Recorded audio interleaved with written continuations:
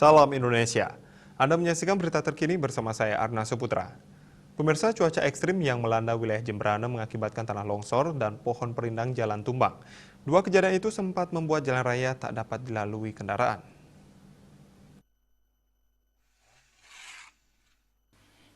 Tim Reaksi Cepat TRC Badan Penanggulangan Bencana Daerah BPBD Jemberana langsung melakukan upaya awal pembersihan untuk memperlancar arus lalu lintas kendaraan.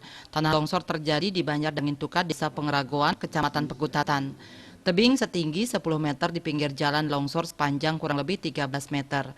Material berupa tanah dan batu setebal 170 cm sempat menutupi jalan desa, sehingga akses jalan warga di desa tersebut sempat tersendat.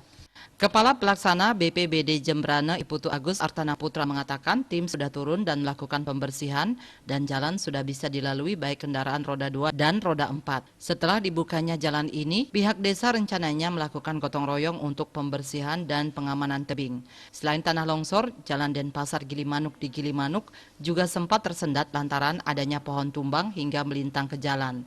Tak ada korban jiwa dalam kejadian itu. Pohon tumbang karena rapuh dan tersenggol bagian box truk. Kejadian ini sempat memacetkan kendaraan kurang lebih 30 menit. Lalin kembali lancar setelah batang pohon itu dipotong dan dilakukan pembersihan. Surya Dharma Bali Pos melaporkan. Untuk mencegah penyebaran COVID-19, ingat pesan ibu dengan selalu terapkan 3M. Wajib memakai masker, wajib mencuci tangan, wajib menjaga jarak, serta wajib menghindari kerumunan. Dengan penerapan berlaku 3M, Indonesia segera terbebas dari virus corona menuju Indonesia maju.